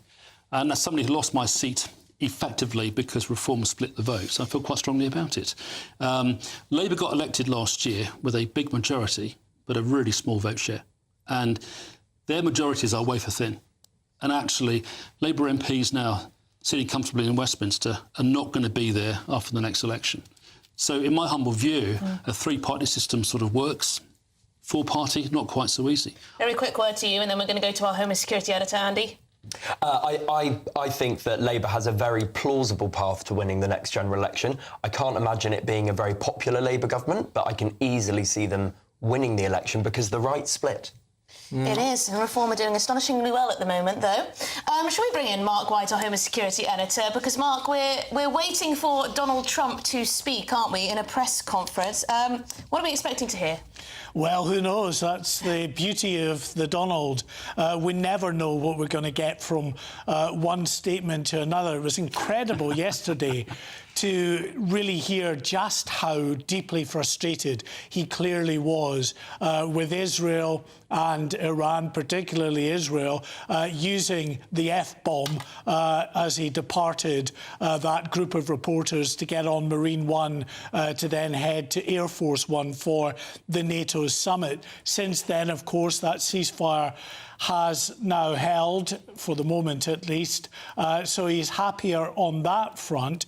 But where are we in terms of the job that was done in Iran to dismantle the nuclear program? Well, interestingly, the White House have just shared a statement from Israel's Atomic Energy Commission saying that the US strike on Iran's Fordo facility, and this is a key one because this is the one that was buried deep into the mountainside, that they are saying that the facility and those strikes destroyed critical infrastructure and left the enrichment site inoperable. So that is being shared now and posted out by the White House here as well. So clearly They will use that, I'm sure Donald Trump will use that, to launch another broadside against CNN, NBC and others that he regards as the fake media, because there's no doubt that really has got under his skin what has been said by CNN and NBC just in the last couple of days, really trying to underplay the strikes that took place on those nuclear installations, which Donald Trump said had obliterated not just Fordo, but also Isfahan and Natanz. That has clearly got under his skin, and I'm sure he'll be citing that particular report by Iran's Atomic Energy Authority.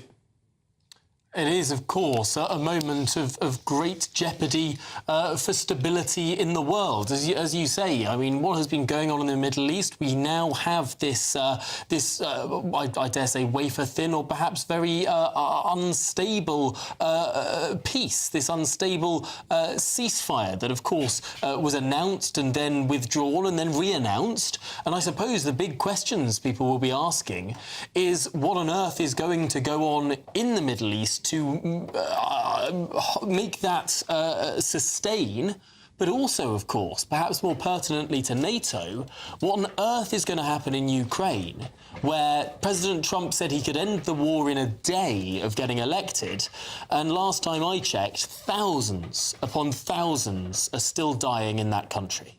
Yeah, well, let's take the Middle East first, and I meant to say Israel's Atomic Energy Commission rather than Iran's. I don't think he'll be citing them anytime soon.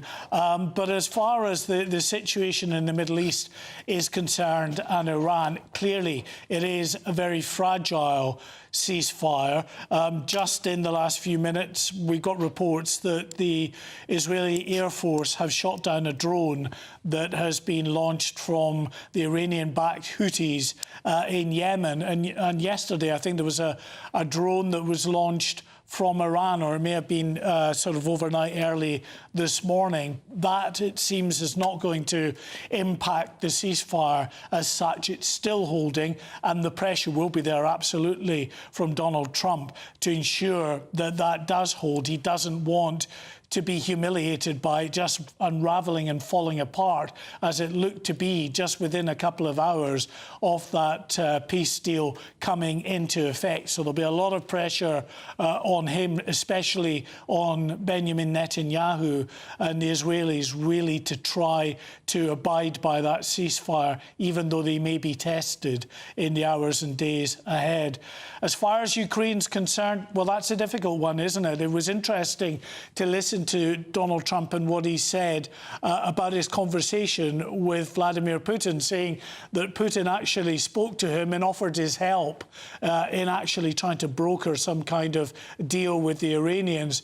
And Donald Trump said, I don't need your help with the Iranians, I need your help with the Russians. So in other words, you know, come on, get a grip and start seriously looking at a proper cessation of violence between Russia and Ukraine. No sign of that at all. In fact, every effort to go down that road has been met by more kind of prevarication from Putin and from Moscow. And I think that clearly is frustrating Donald Trump. And Mark, we've got this pledge to reach 5% of GDP on defence and security. Are all the other allies following suit? They are. It's a NATO-wide commitment of all 32 members of NATO to reach that 5% mark by their own, of course, timescale. We've decided to do it 10 years from now, even though we have Keir Starmer telling everybody how the global picture has changed and how we are under such threat at the moment. But still, it's 10 years' time before we actually reach any significant increase in defence, according to the timescale that's laid out. And other governments will have to reach this by their own timescale as well. But they have also got this sort of wider resilience that they can add to their package of sort of defence and security measures. So they, I'm sure, like Sir Keir Starmer and the Labour government, will be lumping in their energy resilience, whatever they're doing to secure their borders, their kind of transport infrastructure. It can all come in there. So it's a handy kind of get-out clause.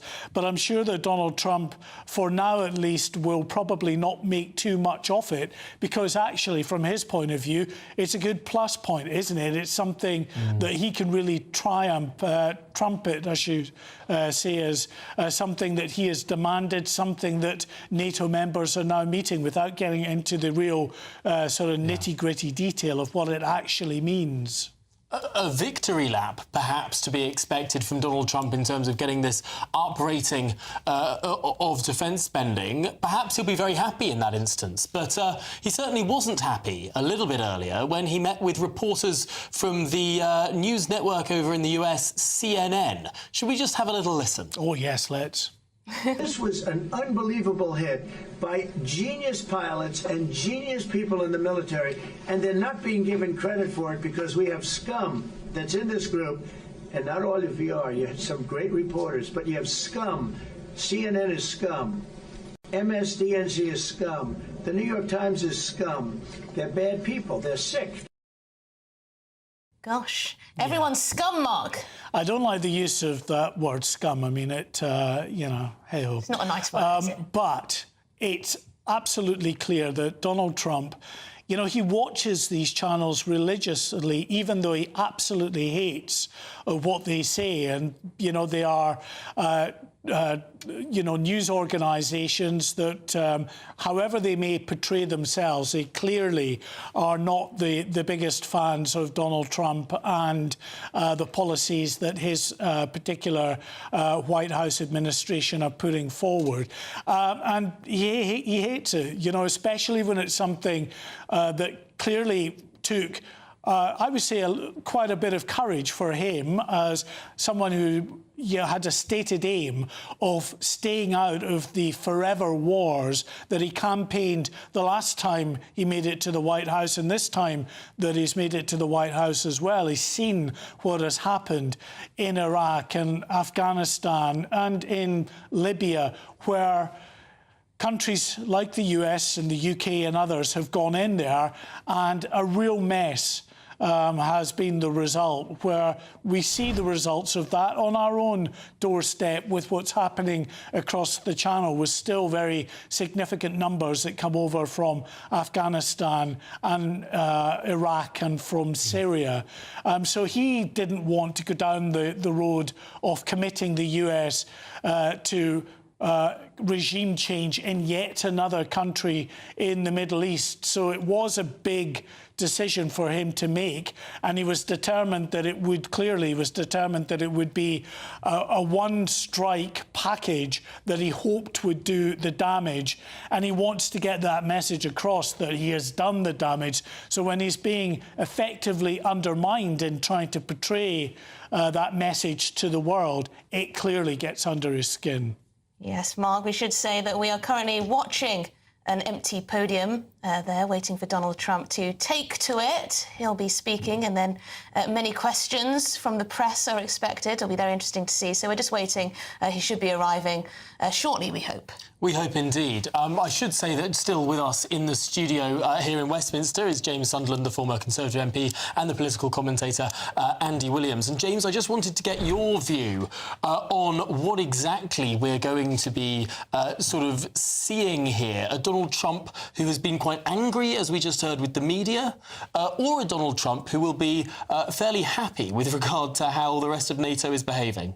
Who knows? I mean, who can predict what Donald Trump's going to say? But I suspect he'll talk about the NATO summit, about any agreements that he's made, about how the rest of NATO are stepping up to the plate. Also, I suspect he'll talk about Israel and Iran. He's enjoying the moment, I think, the fact he's brokered this ceasefire, the fact that he stopped Iran from building the bomb. I've met Trump twice, and knowing him as I do, perhaps I think he'll exploit his success on the world stage. Interesting. Twice, OK. Just to dive into that, when you were speaking to him, Did he have this sort of sense of aura that people talk about? Or did it seem a bit more fragile, a bit more fake? I mean, it's very hard to tell sometimes when you see someone as famous as he is through a screen. What was it like in person? Trump is a man you can't ignore. When he walked into the room, he's there, eyes are fixed on him. He's a big man, he's 6'3" plus. There's lots of him.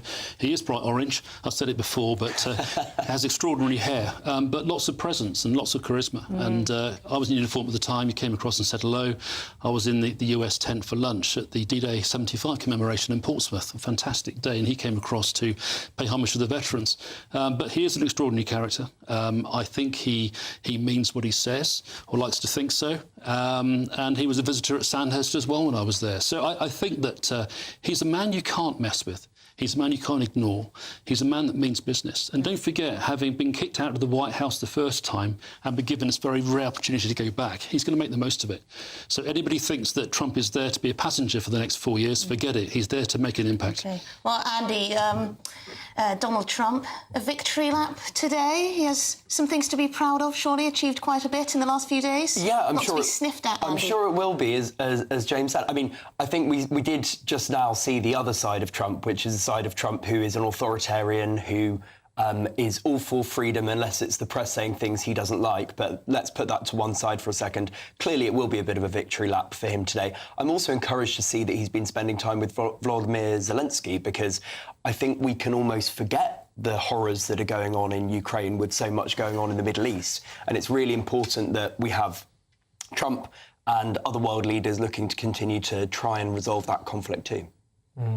And that is, I suppose, the difficulty when you're talking with these world leaders. It's so easy to focus on one thing and forget that there are perhaps a dozen other spinning plates out there in the world. I mean, Donald Trump's been talking relentlessly about the southern border of the United States. He sees that as a profound security issue for him, let alone the Middle East, let alone Ukraine, let alone what China is doing in the South China Sea. I mean, the list does go on. And it does create this sense, James Sunderland, that we are in a more dangerous world than we have been perhaps at any time since the fall of the Berlin Wall.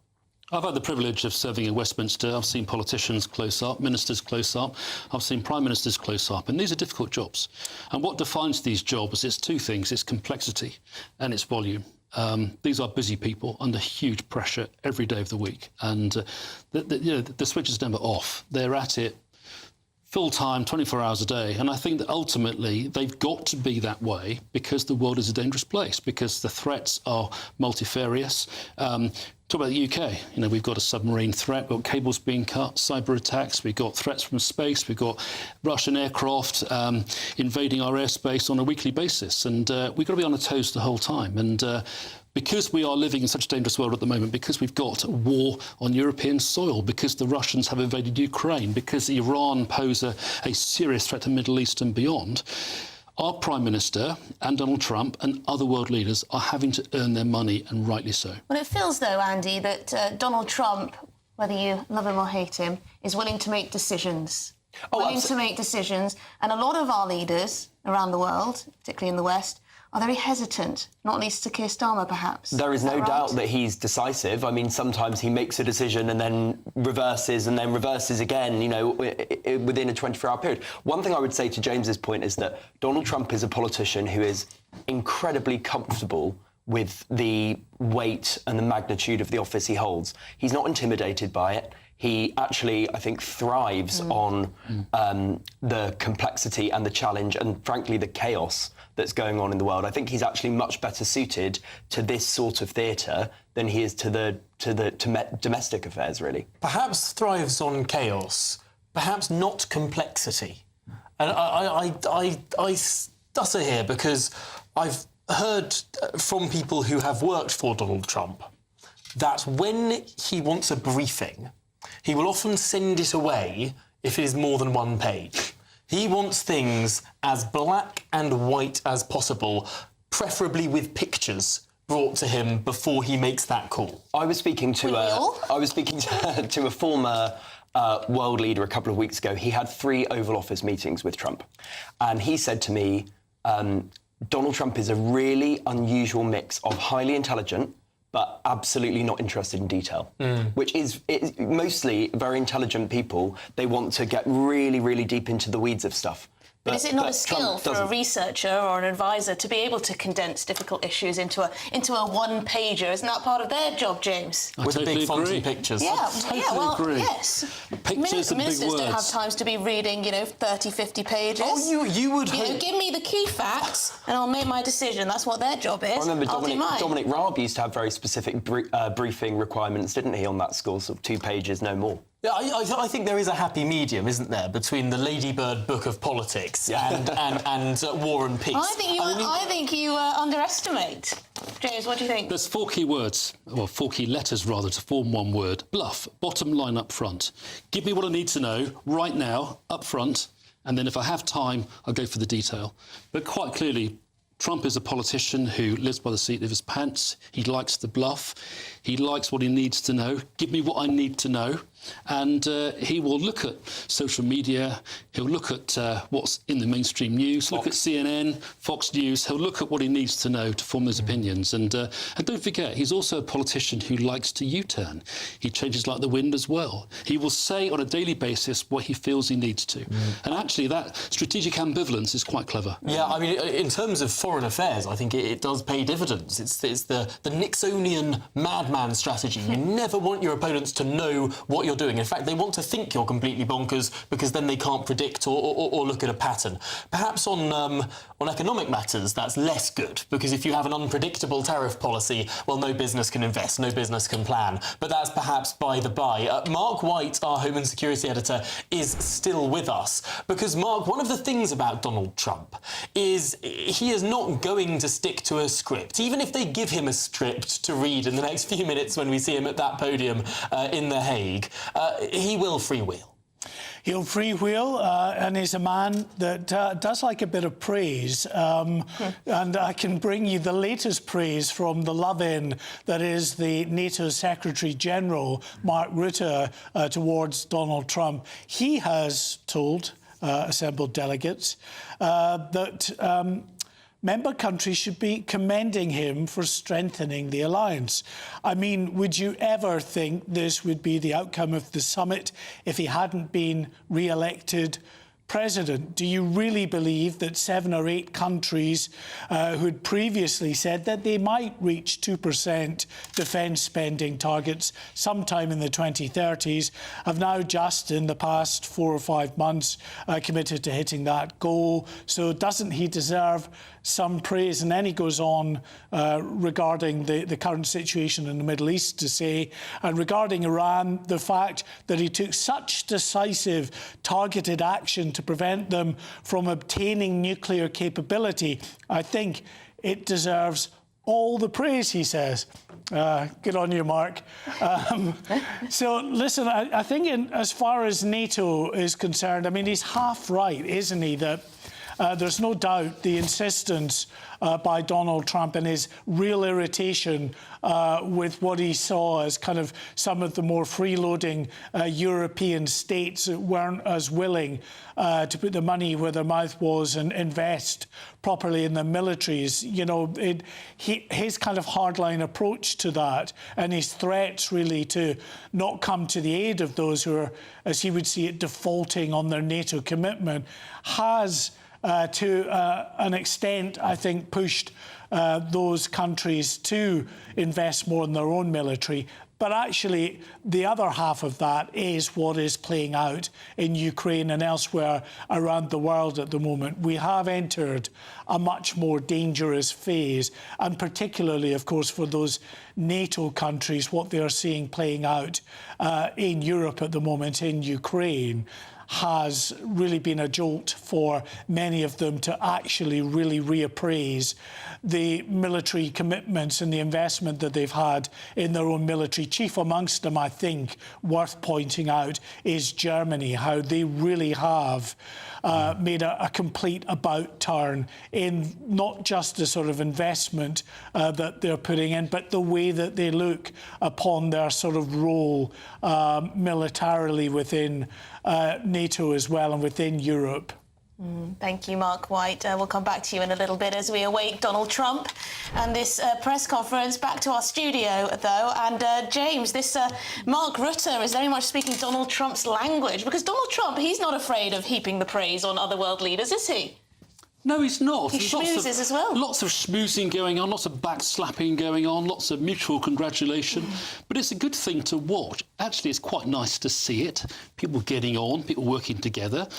NATO is a long-standing military alliance. It's the only show in town, 32 countries. US did threaten to pull out of it.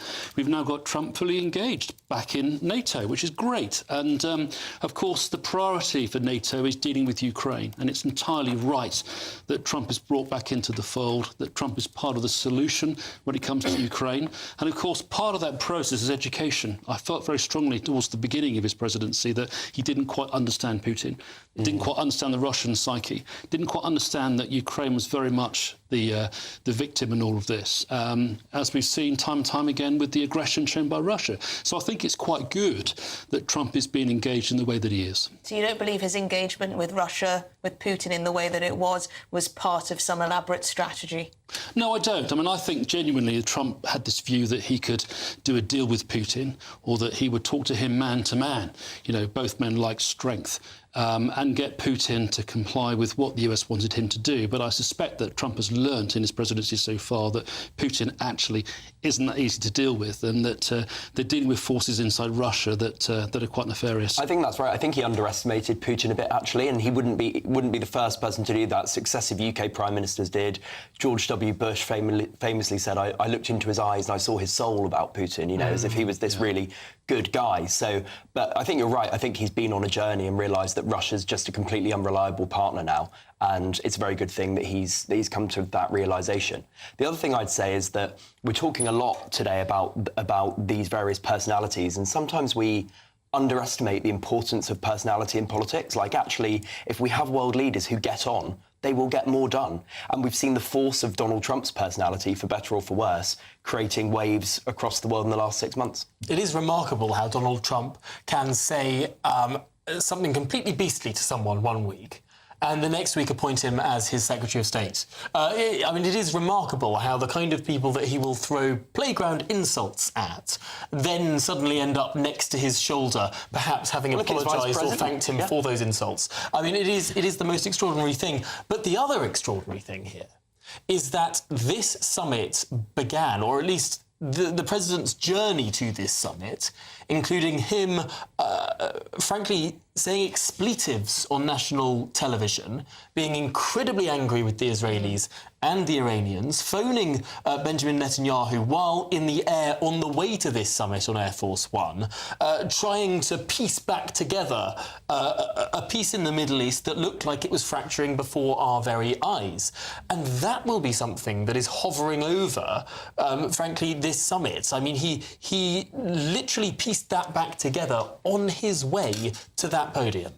Yeah, and I suspect it's quite a fragile piece that we're seeing. Anything could happen. Netanyahu's a pretty unpredictable character as well. There are lots of unpredictable elements in this conflict that we're seeing. Now, I should say that the Reuters news agency has had a little update for us in terms of why we've been waiting quite so long for Donald Trump. He's been in a private meeting with President Zelensky for the last 50 minutes. That's a lot longer than anyone was expecting, potentially, that meeting to last. But we may well be hearing a little bit about what was said between those two leaders when Donald Trump does make it to that podium. James Sunderland, what do you make of that? I would say good. It's a long time to meet between two leaders, but actually the Trump-Zelensky relationship is really, really important. It's probably the most pivotal relationship in world politics at this point in time.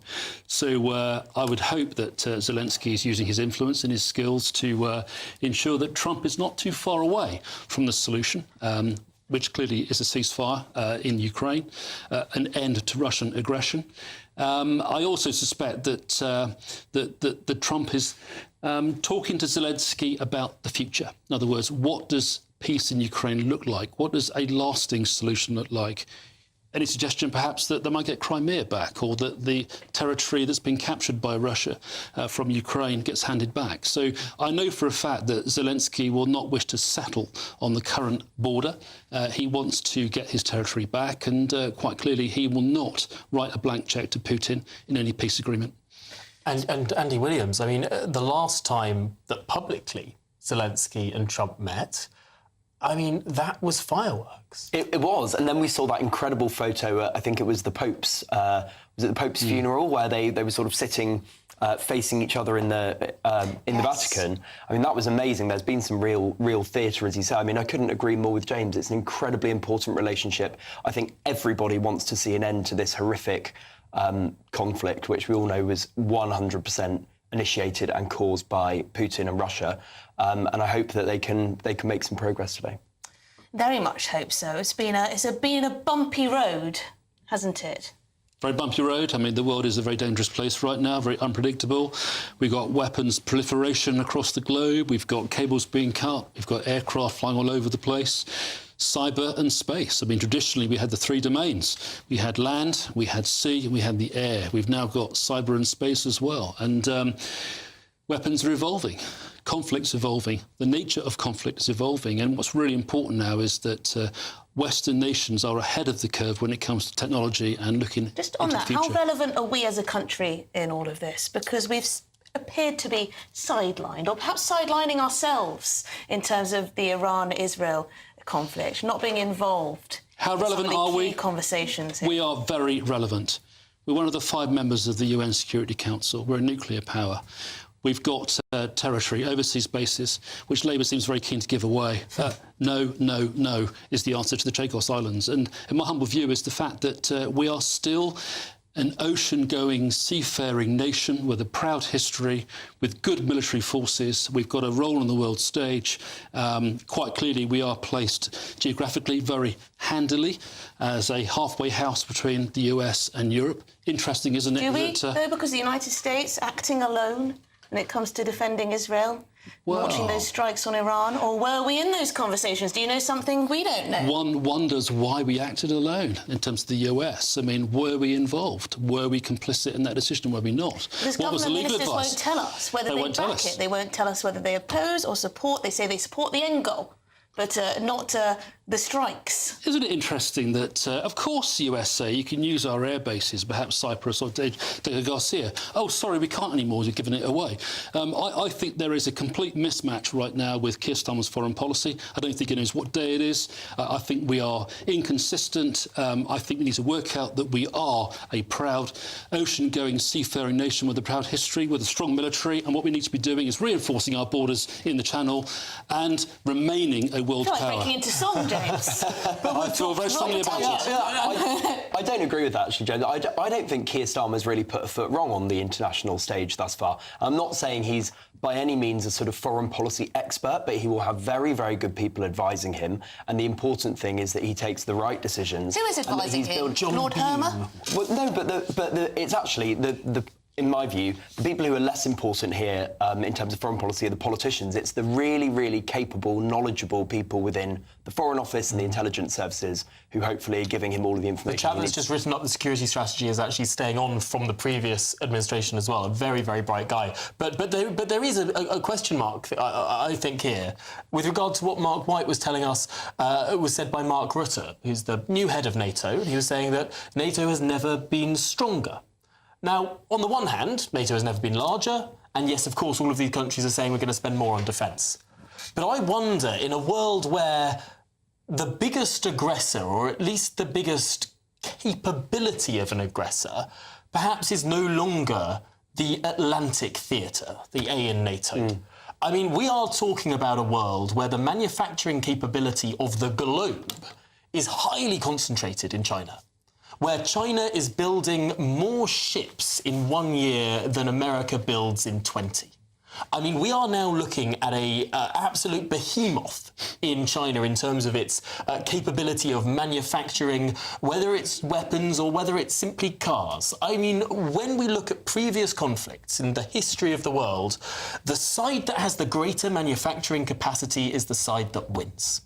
And that was true in the Second World War, thanks to the United States. I mean, even that was true in the Napoleonic Wars. I mean, wherever we look, the side that is able to ramp up its manufacturing the fastest is the side that wins. And I wonder, looking at all of these NATO countries, these are countries that have been losing manufacturing capability over the course of the last 50 years. These are countries where it's harder to build anything than perhaps the adversaries that we look at in the world. James, is NATO, despite its high spending commitments now, less relevant because it's harder to make things in these countries? There's lots in that, and I'll try and give a short answer, but NATO is very important. 32 countries. It's the only show in town. It is the framework by which the UK and its allies relies upon for its defence. But it's very focused on the North Atlantic, very focused on Russia. Does NATO overmatch Russia? Yes, of course it does, massively so. But ultimately, China is the risk that lurks in the far distance in the Pacific. And what's China's intent? We don't know. China is a very powerful country. They're building the manufacturing. Taiwan is clearly a worry. But we don't really understand China, what it wants to do. Is its plan world domination? Is it going to invade other countries? We just don't know. But we have to therefore keep an eye on China. The US quite clearly has a focus on China. Therefore, you can understand Trump's plea for NATO, less the US, to worry about Russia and Ukraine. We'll go and look after China. We don't know what the future holds, but what I do know is that if you punch somebody, you've got to know, for that deterrent to be effective, that he's going to punch you twice as hard back. And it's quite clear that soft power needs hard power to back it up. We need weapons, we need the deterrent, and NATO needs to be able to fight its own wars. OK, well, James Sutherland, Andy Williams, thank you very much indeed. We're going to turn to Mark White, our Home and Security Editor, who's in our other studio for us. Mark, we were hearing that Donald Trump has actually been in a meeting with President Zelensky of Ukraine for the past 50 minutes or so. So we are still waiting for him to take to that lectern there, that podium, for this press conference. What might we expect, Mark? Well, hopefully a readout on how that meeting went with Volodymyr Zelensky. I think that's really important, that one, that they've sat down, and two, that it's actually gone on for quite a period of time. Can I just do a slight detour and just make you smile for a second? Because I've been poking fun a little bit at Mark Rutte, the NATO Secretary General. We just want to play you a little clip just now as we await Donald Trump coming to the podium there. And this was all about, of course, Donald Trump being very angry yesterday and using a bit of an expletive towards the press. Well, you had Mark Rutte calling him daddy. Just take a look at this. I mean, we may do papers on it, Marco. Maybe we're going to do papers. I don't even know if you need them. They're not going to be fighting each other. They've had it. They've had a big fight, like two kids in a schoolyard. You know, they fight like hell. You can't stop them. Let them fight for about 2-3 minutes. Then it's easier to stop them. And then Daddy has to sometimes use strong language to You have to use strong language. Every once in a while, you have to use a certain word. I think we have to join the others. Daddy has to sometimes use strong language. I mean, he's got a point. No, it is an extraordinary thing to hear. Perhaps the most obsequious example of what we've seen so far. But we're going to see a lot more of this sort of sycophancy from many different leaders, I suppose, over the course of this multi-day summit. Mark, I think it is right that Emily and I temporarily hand over the baton to you. Of course, we've run to the end of our time, and Donald Trump still has yet to appear. But we're going to be replaced very shortly by the very capable Martin Daubney. So it's goodbye from us, and we'll see you tomorrow. Yes, you're watching GB News and listening to GB News Radio as we continue to monitor Donald Trump's podium, awaiting the President of the United States to come and to speak to the world's media. And what will be very interesting to hear is what the readout from that meeting that Donald Trump has had with Volodymyr Zelensky. We know that, of course, President Zelensky was invited to the NATO summit, but not everyone was expecting that Donald Trump would find the time, would be willing really to sit down and speak to him.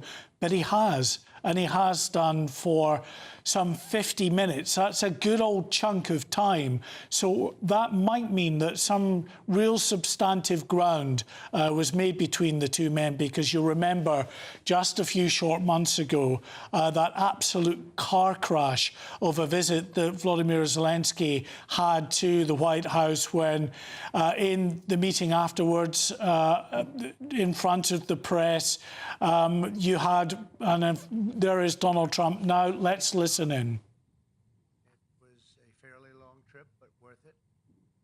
Tremendous things have been accomplished. You probably noticed.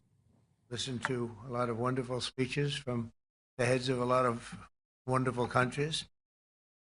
But I want to thank you for joining us at the conclusion of a highly productive NATO summit in the Netherlands. I want to thank them for the royal treatment they've given us. Couldn't have been nicer.